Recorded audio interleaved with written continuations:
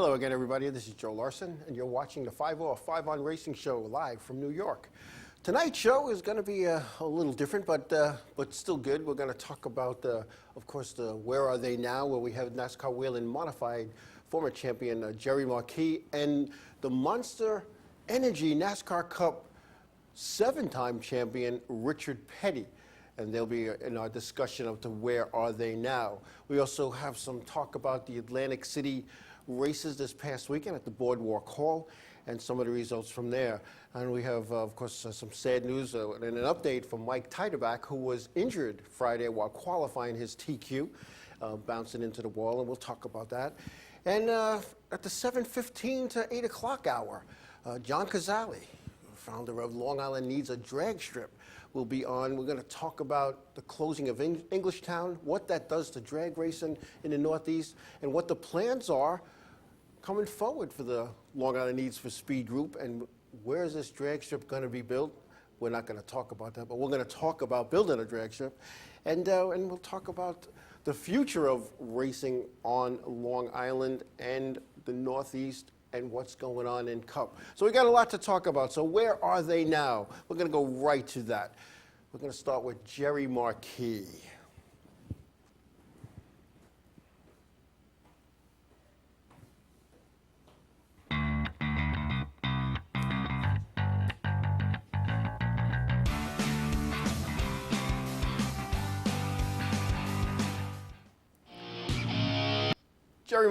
Jerry Marquis was born February 14th, 1956. Some people tell me February 14th is Valentine's Day.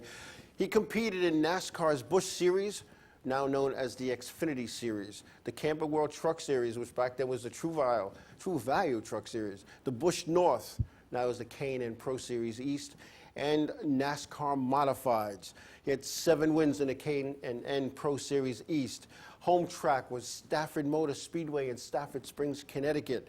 He's the 2000 NASCAR Whelen Modified champion, and he was also the 1994 Busch North, which is the K&N Pro Series East, Rookie of the Year. In 214 events in the NASCAR Whelen Modified Series, Jerry Marquis had 19 victories. And the NASCAR Whelen Modified Tour, he had, five wins in the NASCAR Whelen Modified Tour. He raced 213 events. And he had 19 wins in the modified, my mistake, sorry. He was the New England racing legend with over 150 victories in many types of race cars, modifieds, stock cars, late models, SK modifieds, and of course the Busch North Series back in its day. The late Mario Fiore owned the car that Marquis drove to his first championship in the modifieds in 2000. He's a 2-time regional NASCAR Whelen All-American Series champion. That's not an easy feat. He did that in 1991 and again 8 years later in 1999. He is a 3-time champion at the Stafford Motor Speedway in Stafford Springs, winning in the late model sportsman division, and he's the 1999 SK champion. He is also a member of NEAR, which is the New England Auto Racers Hall of Fame. Jerry Marquis is kind of stepped away from racing, although I've seen him at a couple events, and in fact, one of the times that I had seen him was at the Stafford Motor Speedway, and he was doing a collection for a driver that was injured. And you bought some candy bars, and what you did with those things, you ate them, gave them away, or sold them. He took that money to help an injured driver at his home racetrack. Jerry Marquis was a gentleman. I had some opportunities to talk to Jerry over the years while he was with the NASCAR Whelen Modified Tours. And he was one of those drivers who, he got in his car, strapped in, went racing. When the race was over, no matter how he finished, no matter how he ended up, Jerry was the type of guy you could still go over and talk with him. And one day I saw a different part of Jerry Marquis. It was at the New Hampshire Motor Speedway up in Loudon, New Hampshire. And Tony Stewart, Cup driver at the time, and before he retired, obviously, was in our race. And many times back in the beginning anyway, a lot of the Cup guys hopped in modifieds for the fun of it and for the fan drawer as well. Carl Edwards was one is on it, and Tony Stewart was one that did it on a regular basis until it was put in his contract, no open wheel cars. Ryan Newman does it every season, driving a Tommy Baldwin-owned car for the most part.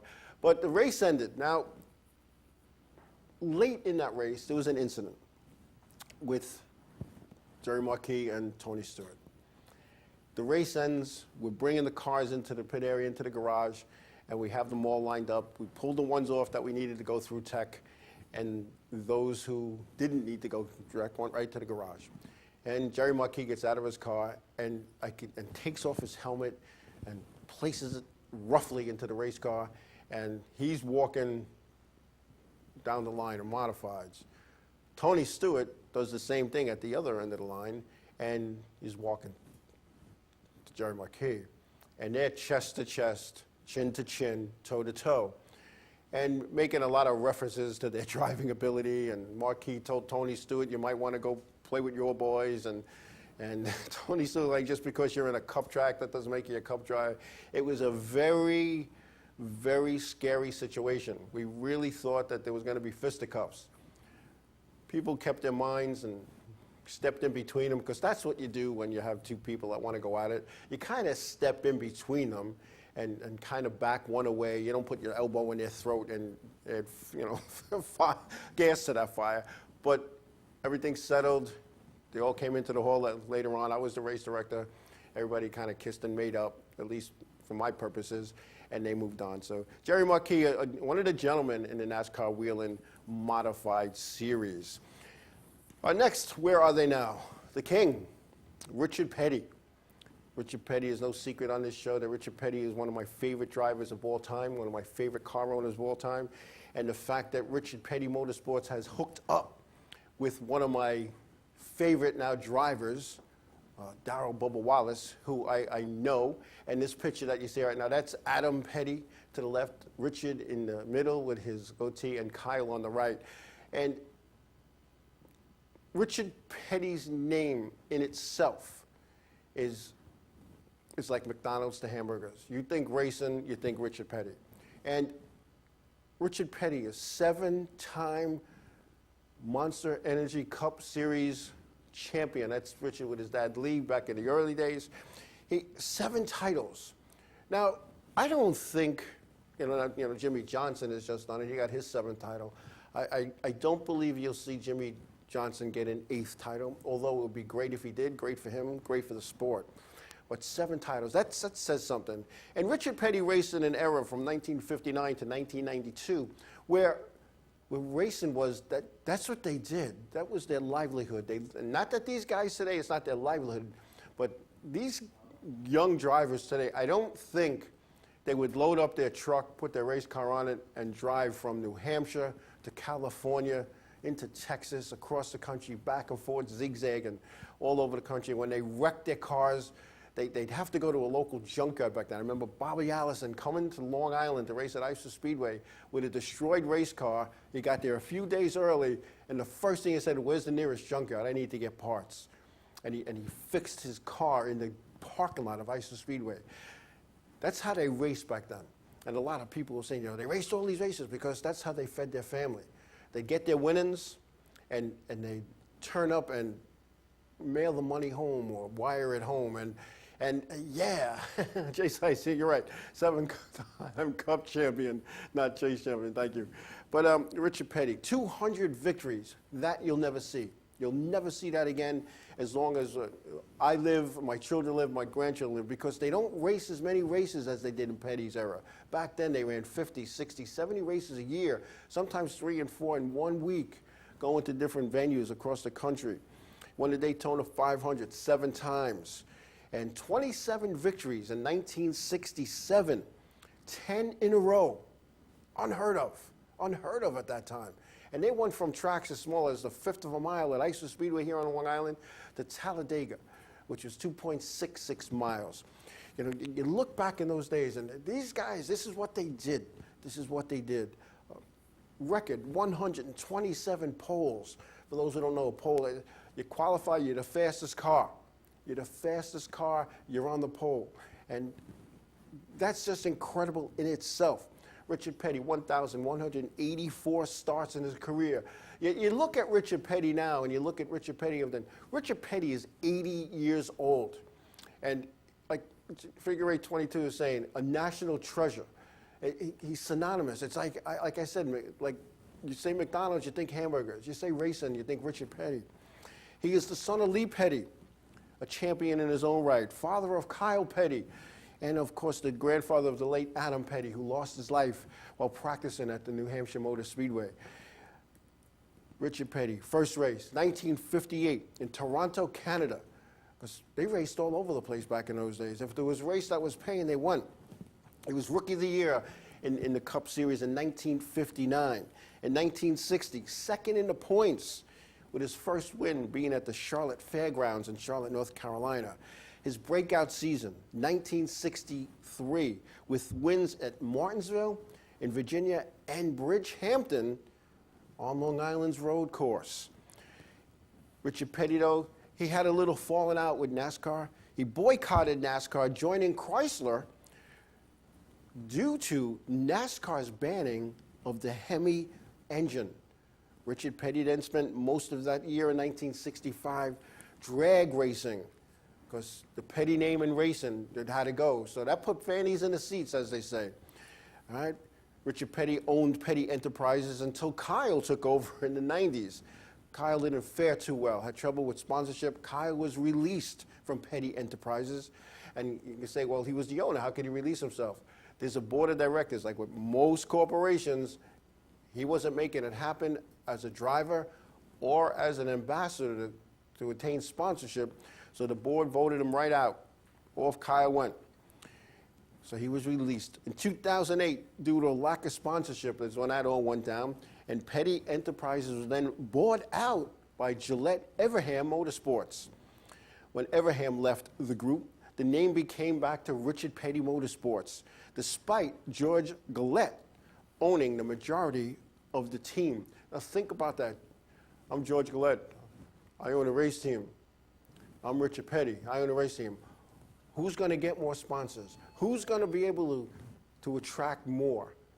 An unknown, even though George Gillette was very financially well off, a businessman, he had to keep that Richard Petty name. So Richard Petty is still part of Richard Petty Motorsports. Petty was also the type of guy that he would sign autographs to the last person got their autograph.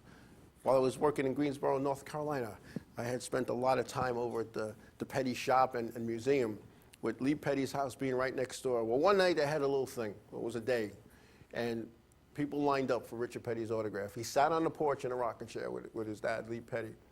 And I'll talk about those bobbleheads in a second. And he was sitting on the porch. The line went down the driveway, down the block, and around the corner. And I happened to be there, and I said, Rich, how long are you going to do this? He said, to the last person is on this line. And it went well into the night. And I'll tell you, people, I think, went on the line like 2 and 3 times, because it never seemed to stop. But you know, when you look at Petty, he was one of those guys, old school. As many of you people know that back in the day, the Pole Award was awarded by Budweiser. They called it the Bud Pole. And they also had the shootout, which was sponsored by Bush, the Bush Clash, which is, the weekend before the Daytona 500. Well, Richard Petty's mother told him, you're going to do this racing thing. I don't want to see any alcohol sponsors on your race car. So he did that. He refused to put the Bud Pole Award sticker on his race car, which made him ineligible for the Bud Pole Award monies throughout the 80s and the 90s. It just made him ineligible for the Clash. Now Kyle starts racing. Kyle's racing quite some time at the point, but he then was sponsored by Coors Beer. So one of the announcers was talking to Richard about his failure to carry the Bud Pole Award sticker on his car. And Richard Petty said, because I promised my mother. He said, well, Kyle has Coors Light is his sponsor. And Richard Petty goes, I answer to my mama, my son answers to his. And that was just the way he was, and that's how he was, an old-fashioned guy. Richard Petty, though, his seasons, his racing career, did not go without some sadness. Richard Petty was involved in a race that, at a drag race, that a fan was killed. And NHRA, Richard Petty, Lee Petty, Petty Enterprises were all sued. As a result of that crash, that tragic accident, and Richard and Lee Petty and Petty Enterprises settled within a month out of court. And the lawsuits with the NHRA and the track promoter went on for years. Richard Petty was also injured severely in 1970 at the Rebel 400 at Darlington, where he flipped end over end, over end, over end. His head coming out of the window, hitting the pavement, his arm just dangling outside the window of the car. NASCAR decided, let's mandate window nets so this never happens again. 1980 at the Pocono Raceway in Pennsylvania, he almost broke his neck in a crash that he hit so hard. His neck was not broken. It should have been, but it wasn't. Richard Petty could barely walk. The pain was incredible. He hid those injuries from NASCAR so he could race the following week. As a result of that, when NASCAR found out what he did, now there's mandatory to the infield care center, and you are checked out, and you are not released to race again until you're 100%. 1988 Daytona, I think we had a picture of that flipping several times along the catch fence, then landing on the front stretch and being broadsided by another car. That's the picture there. I watched that race. It was in 1988. I have it on tape at home.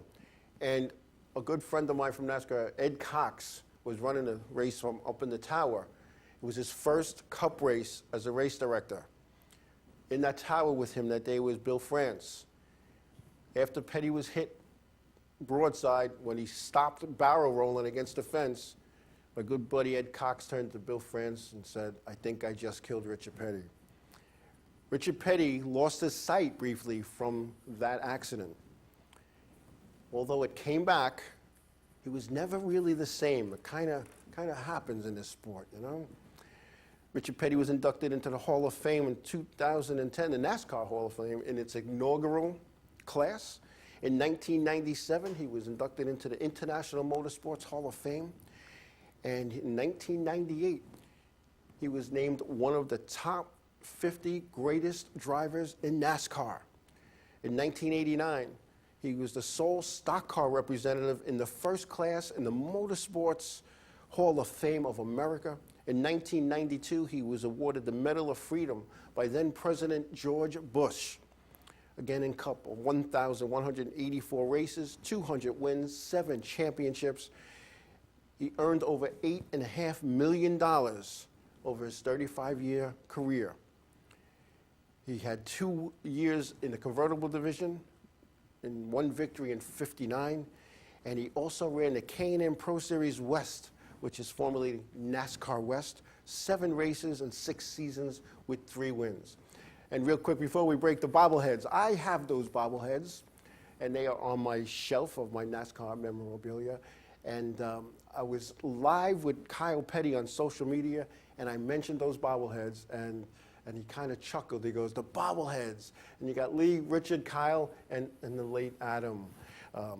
It's a nice collector's item. Somebody had bought that for me for a gift many years ago, and I love it. I look at it all the time.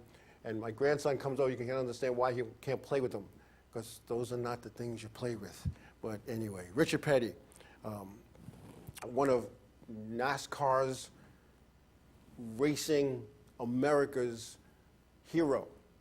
Everybody knows Richard Petty. Whether you've seen him race, seen him on a pit box with his current team, or you see him walking down the street down in Random in North Carolina, he remembers where he came from. He thanks everybody, and his lovely wife, Linda, who passed away a year or so ago with cancer, they were by each other's side every race, every event. And she would tell stories about how in the beginning that they would make bologna sandwiches on white bread and serve the kids outside of their station wagon at every racetrack. Richard Petty's a hero. He's my hero, my racing hero, and I'm really proud to be able to do this little talk on him today. Anyway, we're going to come back. When we come back, we're going to talk about the Atlantic City races at the Boardwalk Hall. John Cozzalli will be with us from Long Island Need for Speed, and we're going to have some good times when we come back.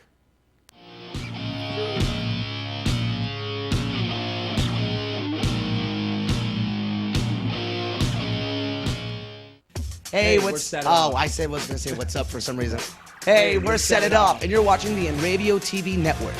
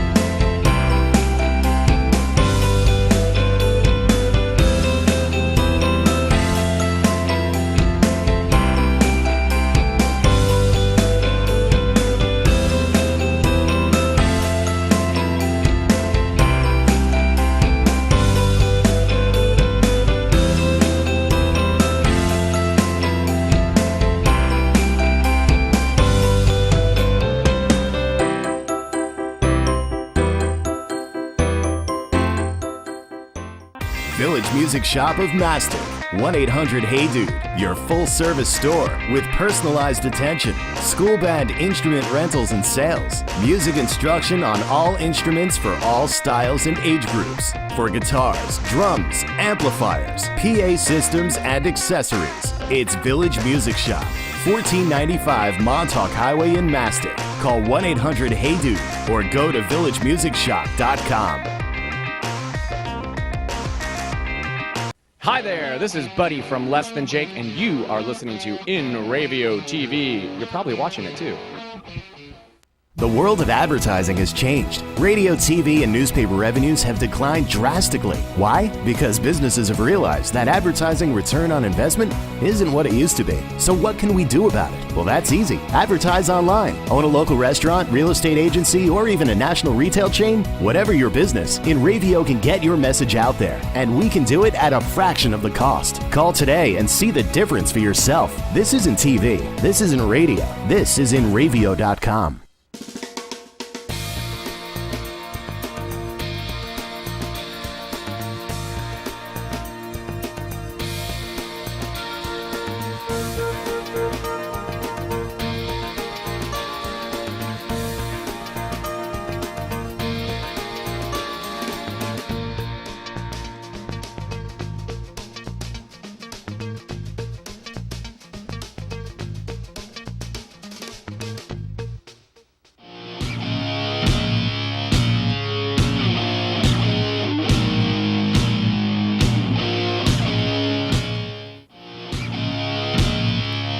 Welcome back, everybody. To my right, your left, John Cozzalli, Long Island Need for Speed. Welcome back. How you doing, Joe? I'm doing okay. You know, it's been a while since you've been on to talk about drag racing, and we're going to do that. We're going to talk about Englishtown, your thoughts on how that's going to affect things, and where we are with Long Island Needs a drag strip here on Long Island. But before we do that, I ran a little over the last time. I violated my script, but that's okay. We're going to talk about Atlantic City.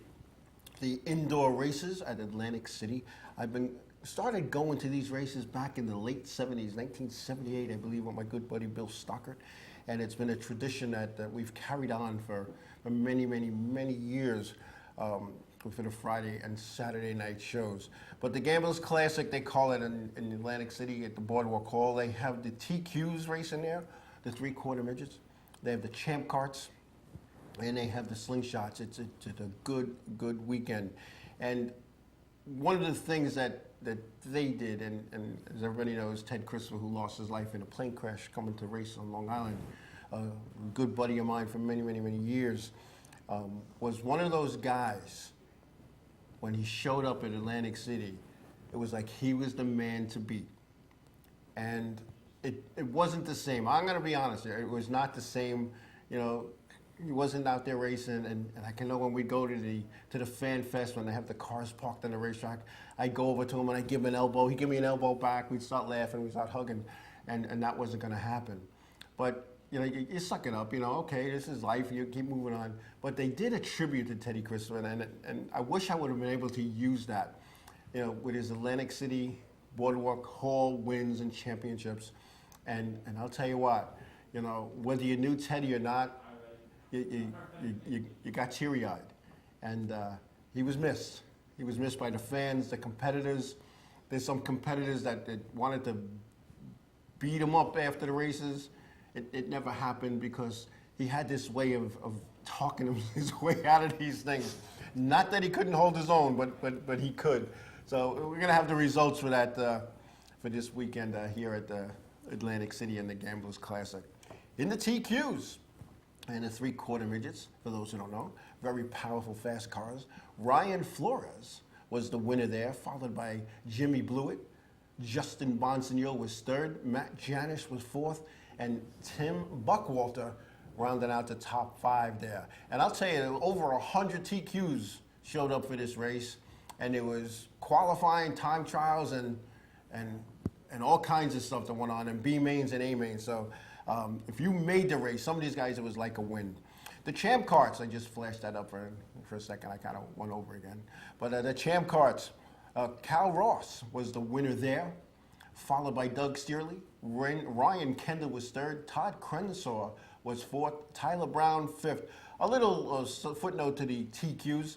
My daughter's boyfriend, my daughter Erin, her boyfriend Vinny Delaney, was attempted to run this race, and he was pretty quick in practice.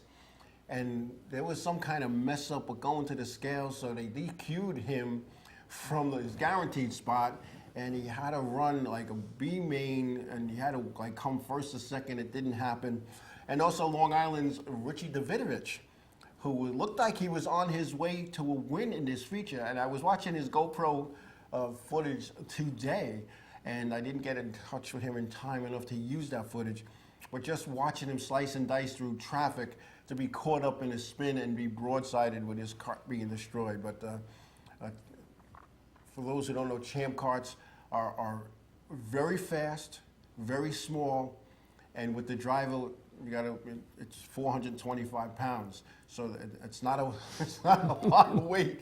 So, you know, you got a big guy like myself, you know, there's not a lot left to have in way of a motor, wheels, and a chassis.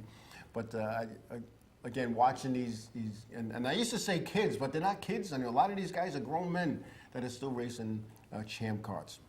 Slingshots were there as well.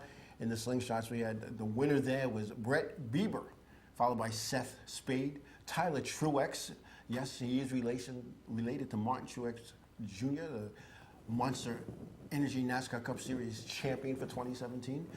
Tyler Truex is his brother. Kyle Herve was fourth, and Cody Klein was fifth. The next and final event for the Gamblers Classic, or the indoor races, will be held at Albany February 9th and 10th. And if they do a 4-race deal over the wintertime, and I'll tell you what, if you've never seen racing indoors, you might want to go see that. It's incredible, incredible. And I'll tell you what, like I said, I've been going to these races, oh my gosh, since 1978. Although it was a good weekend for most. One driver, Mike Titerbach. Mike was seriously injured in a crash, and like I said, I've been going to these races for a long time. And Mike Titerbach was involved in a crash coming off the backstretch where he flipped and slid on the side of his TQ until he hit the wall in turn 3 on his side, roll cage first, and hit that wall a ton, moving the wall. And according to a release by Len Salmons, because this event was put on by Len Salmons Productions, during Friday's qualifying for Saturday's TQ Gamblers Classic at the Boardwalk Hall in Atlantic City, 2008 event champion Mike Titeback was involved in a crash which resulted in serious injuries. On-track safety officials were first on the scene, and then Titeback was transported to the Atlantic Cade Regional Medical Center just blocks away. Titeback is in critical condition. At that facility, Titeback's wife requests prayers and privacy at this difficult time. And that was from Len Simons. The word in the garage area afterwards, and some of the people I talked about, he had some severe brain bleeds. That's not good. And you know how I get with this stuff, so let's remember Mike Titeback in our prayers tonight and ask the Lord to look over him, to guide the doctors and the nurses, and to give his family strength as they endure this. I was injured really bad in a race 21 years ago, and that's what got me through. The prayers, my friends, and here I am. Some are like saying, oh, jeez, and some are like, thank God. But I'll tell you what, that's what gets you through these things, and that's what we do. We know when we strap in, it could be the last time. We could win, we could lose, we could wreck, we could go meet our maker, but we know this. Going in, racing is a dangerous sport, even though the safety precautions that every sanctioning body, whether it's NASCAR, whether it's dirt, whether it's NHRA, the safety that is involved keeps evolving. I don't think there's anything that could have helped Mike in this crash. I've never seen a crash like that, and I've been following TQs for over 40 years. I've never seen a guy slide on his side so fast and so far and hit with such a ton of force that he moved the wall. Let's remember Mike in our prayers. And John, you know, you've been in this sport for forever, and you've seen the worst of times and the best of times. Yeah, safety is a big issue, and our prayers from the racing community goes out to Mike. Thank you. You know what I mean? It doesn't matter whether you're a NASCAR or NHRA driver or any racing. It's sad to have a fellow racer get hurt. Yeah, I mean, and in our community, and you know, it kind of hits home. Yeah. When somebody gets injured, I mean, you know, hopefully, and with God willing, he makes it through, and you know, he'll have some, I'm sure, some rehab and some stuff that he'll have to go through for a long time. And one of the things I say to race, especially young racers coming into the sport, no matter what race they're doing, whether it's drag racing, street racing, oval track racing, whatever kind of racing, mud bog racing, you know, you're still young, you still got to go to work on Monday. Yeah. And you know, you don't need to take those chances. And it's just one of those things. And like I said, we've both been on all kinds of spectrums of this. Sure. And you know, you sit there for a second, you're like, wow, that could have been me. And you know, and then we thank God that it isn't.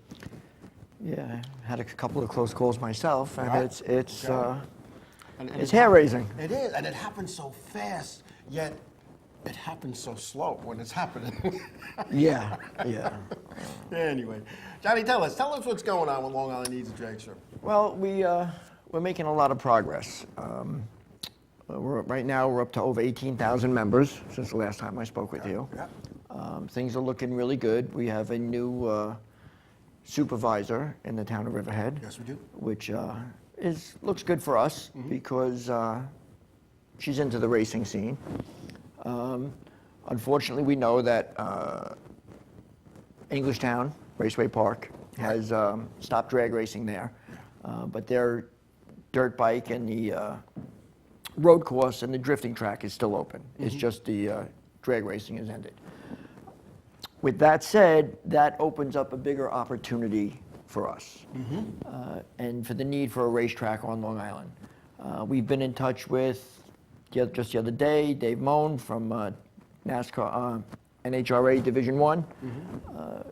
Regional director got in touch with me, I got in touch with him, and if we have a track built out on the island and it meets their minimum requirements, they would consider on having a Division I race out here, which could also lead to having a Summer Nationals.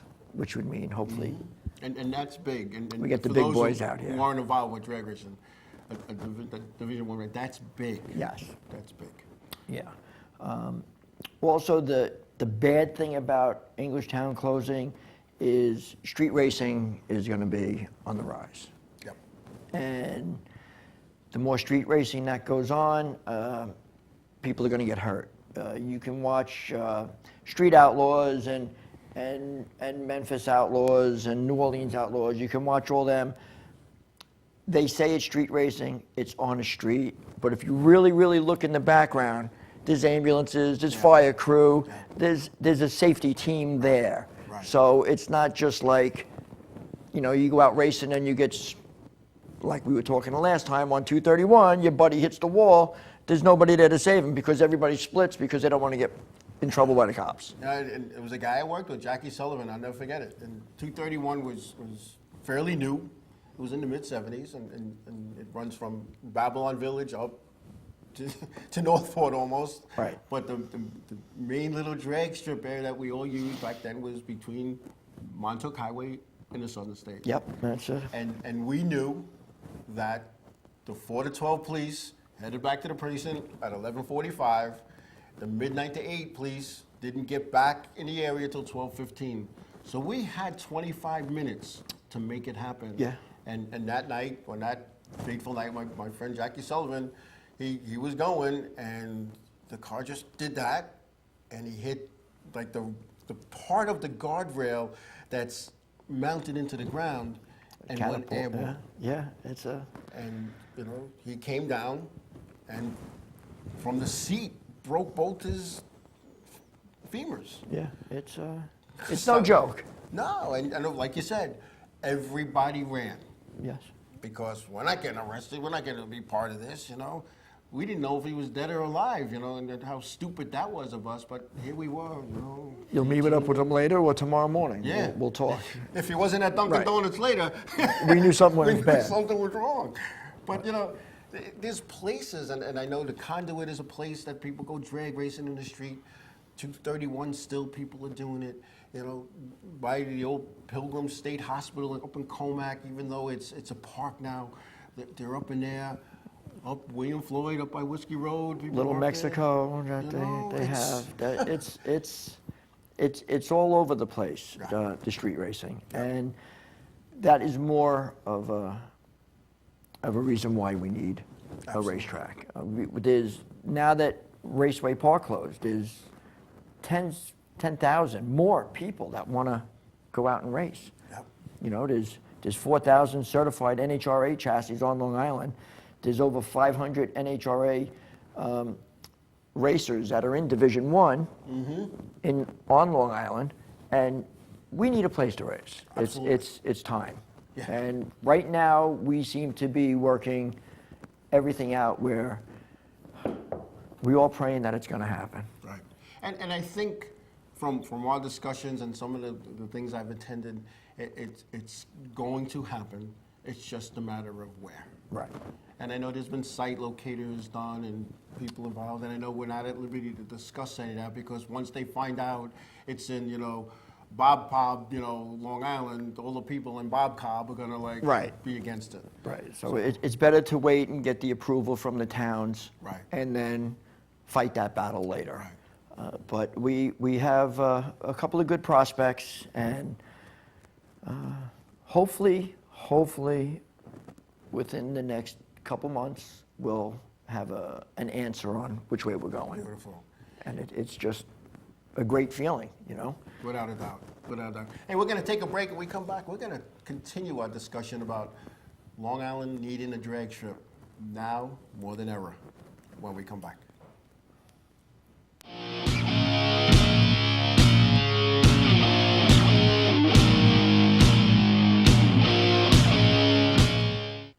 Hi, I'm Remington. I'm Emerson. And I'm Sebastian. We're Palais Royale, and you're watching Inravio TV. There we go. The world of advertising has changed. Radio, TV, and newspaper revenues have declined drastically. Why? Because businesses have realized that advertising return on investment isn't what it used to be. So what can we do about it? Well, that's easy. Advertise online. Own a local restaurant, real estate agency, or even a national retail chain? Whatever your business, Inravio can get your message out there. And we can do it at a fraction of the cost. Call today and see the difference for yourself. This isn't TV. This isn't radio. This is Inravio.com. Hey, this is Chris Les Jake, and if Inravio.com spots you at an event wearing this bracelet, they will give you $100. Village Music Shop of Mastic.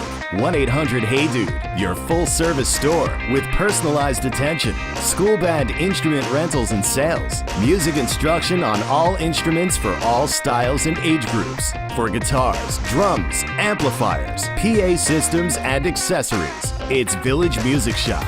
1495 Montauk Highway in Mastic. Call 1-800-HEY-DUDE or go to villagemusicshop.com.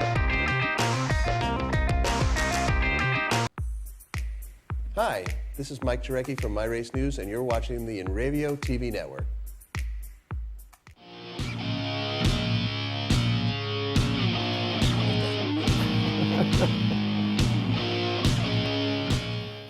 Hey, welcome back.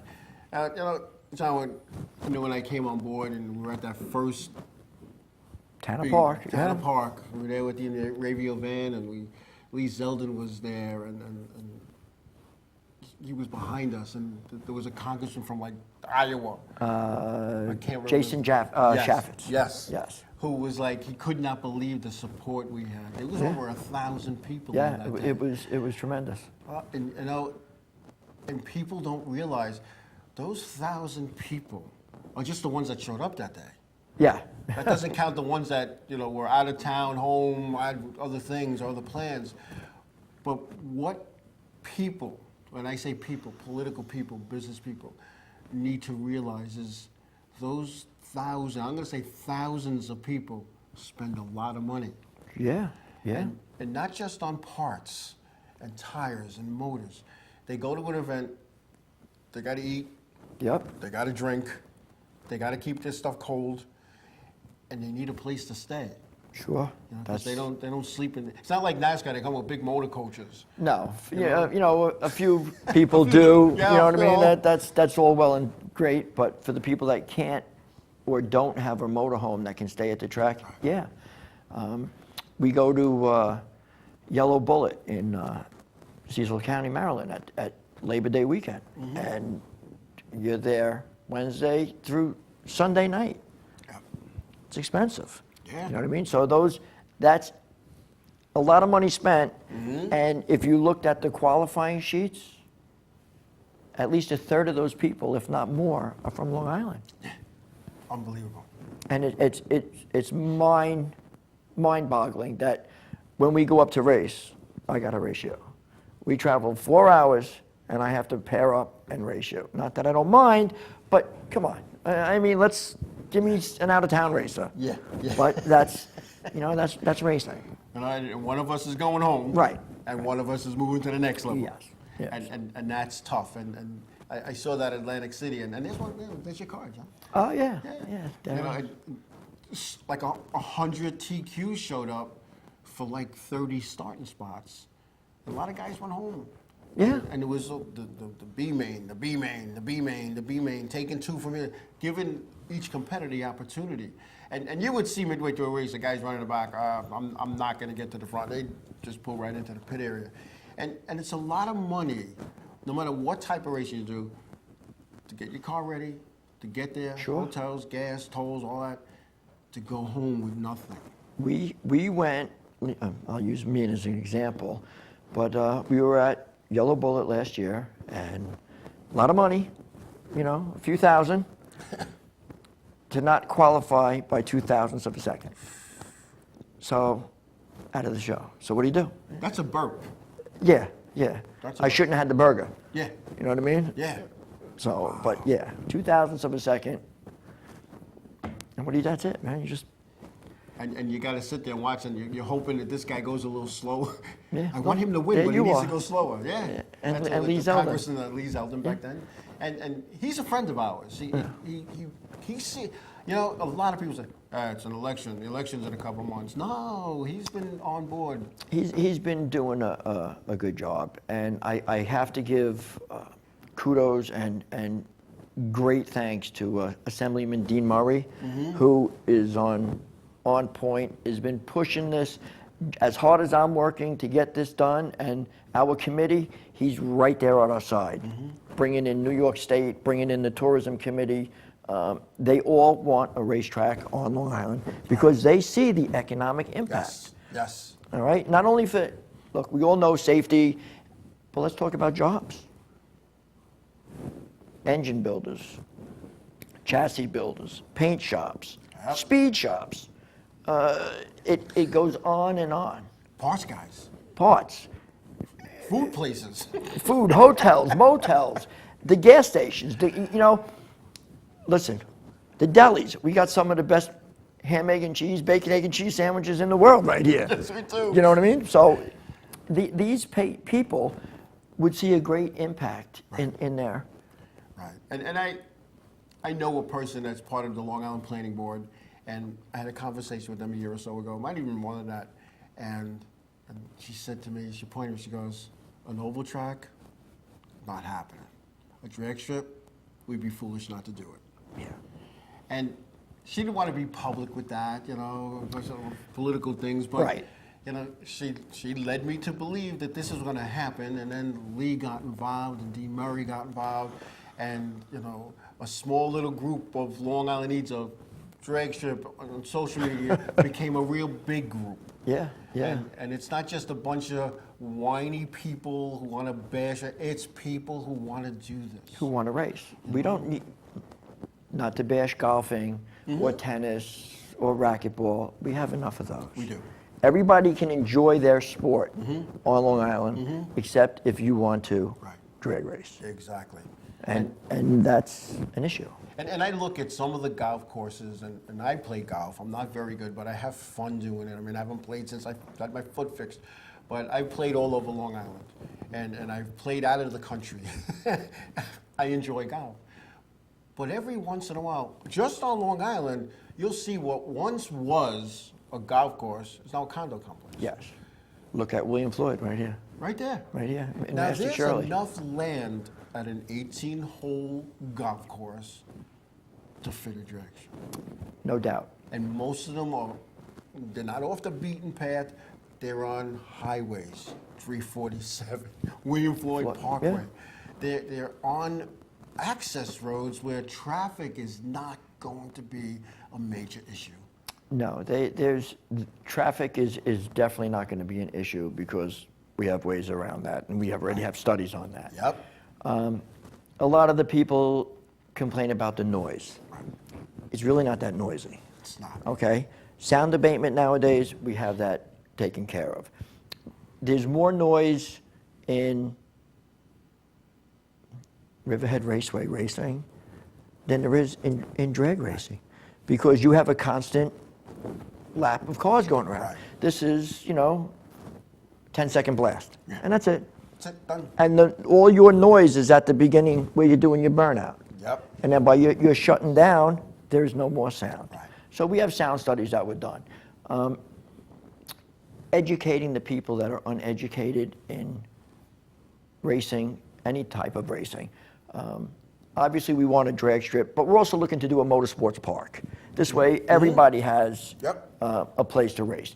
Kids don't have a chance to ride their quads anymore. No. But yet, you go out, they sell them left and right. Get caught riding them on the street, it gets impounded, you don't get it back. You can go to Dodge or Chevy, buy your kid a 800 horsepower stock car. He's got no place to race it. What is he going to do? He's going to go play with it on the expressway. That's right. All right, and then what's going to happen? He's going to get into an accident because he was playing, and then they're going to say he was drag racing. Well, no, he was street racing. Right. Street racing is not a controlled Totally different. environment. Yep. And then who are they going to blame? They're not going to go over and they're not going to sue Dodge. No. You're right, because, hey, you're the one that bought it for your kid. Exactly. So everybody needs an outlet, and along with the schools, because the school and the education in racing is tremendous. Bring back automotive shops in schools. They don't do that.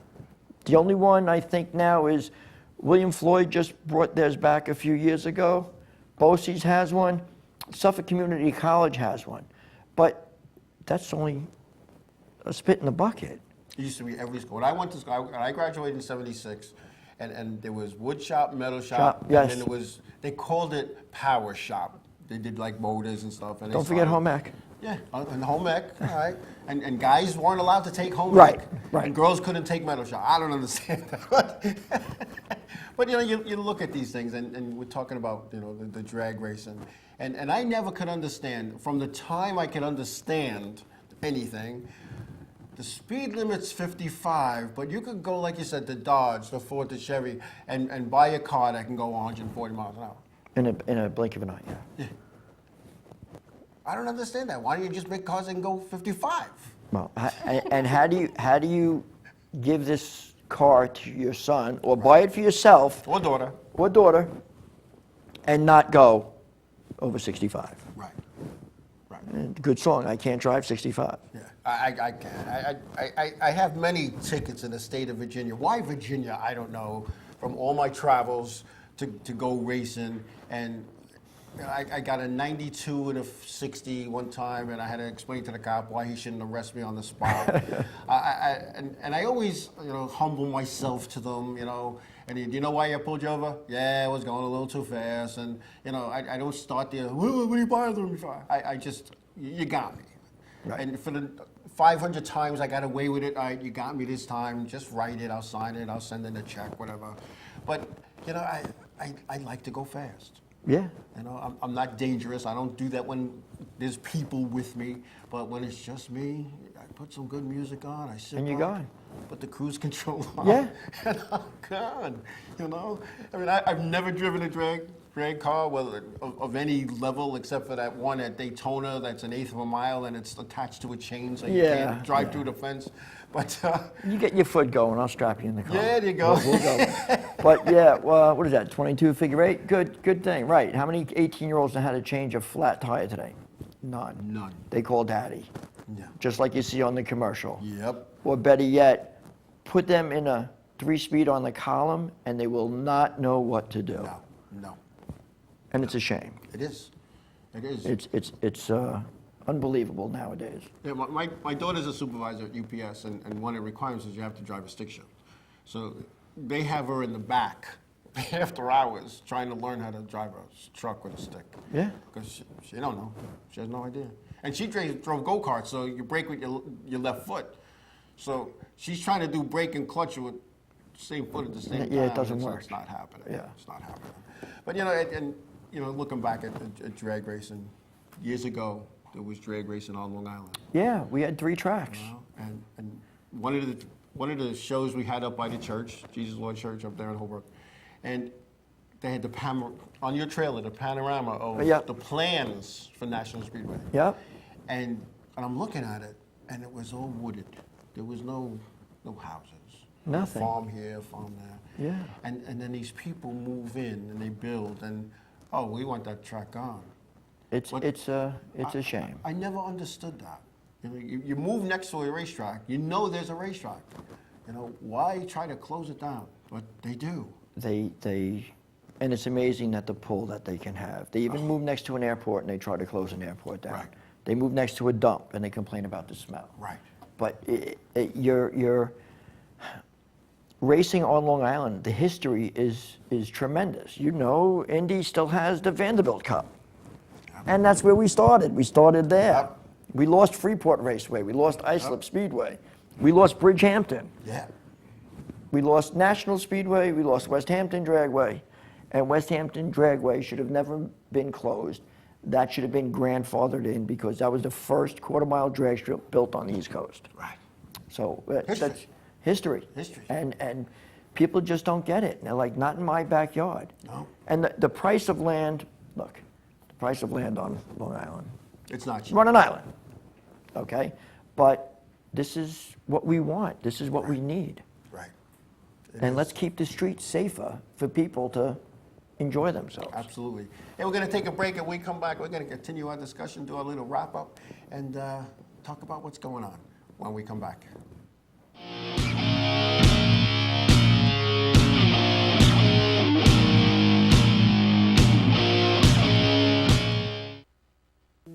Hey guys, this is Jibs from Ocean's 8 Alaska, and you're watching Inravio TV Network.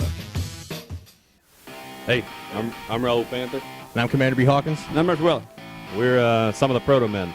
If we see you without this bracelet, you're punching the. But if you have this bracelet from Inravio.com, you can win $100. Put one of these on, or else.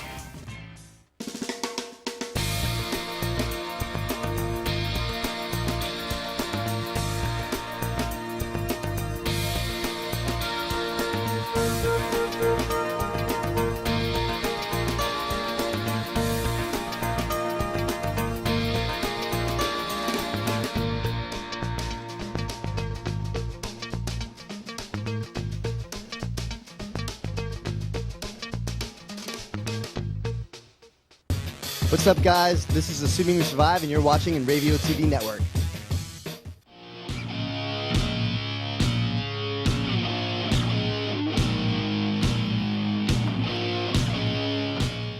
Hey, we're back. I always say that the time, the discussion on breaks sometimes. Yeah. I wish we could use. We should have like another camera on like what we talk about during the breaks and then make one show out of it. Yeah, that'd be pretty funny. You know, John, you've been doing this most of your life, just like I have. Yeah. And it bothers me when I see racetracks closing. It bothers me that it closes sometimes out of greed and sometimes out of necessity. Yeah, yeah. It's you have to love the sport, and you have to endure the good times as the bad times. Right. And you know what I mean? Listen, a lot of people take the easy way out. Absolutely.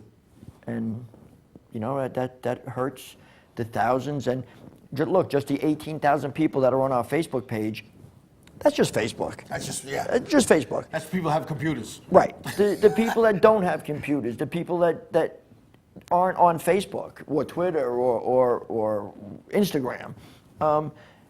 I've had guys come up to me and say, thank you for doing this because you sparked the urge to get my car out of the garage. Yeah. And they come up to our car shows. Yep. And look, I know it's a long road to go down. It gives me satisfaction to make somebody else happy. Yeah, and I know when not only my son, Joe, my daughter Jessica, but my twin girls, Erin and Kerry, were involved with kart racing. Jessica moving up to the NASCAR Weekly All-American Series. And I knew on any given night where they were. Yeah.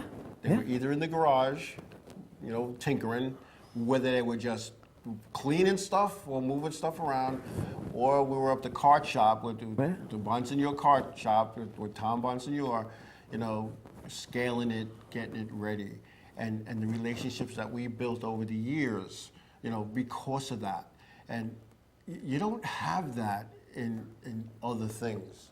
No. And it's just sad. We're gonna one of our slogans that we're gonna probably bring in, starting the new campaign would be beat heroin with hot rods. There you go.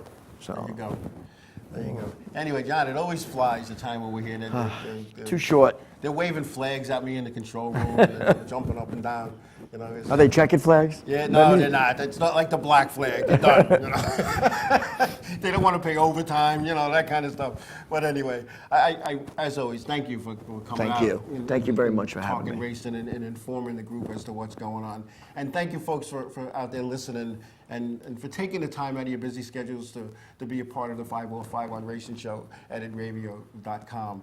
So wherever your endeavors are going to bring you this week, I ask you all to be safe, be happy, give somebody a hug, tell them you love them. God bless you all, and we will see everybody next week. Good night, everybody. Good night.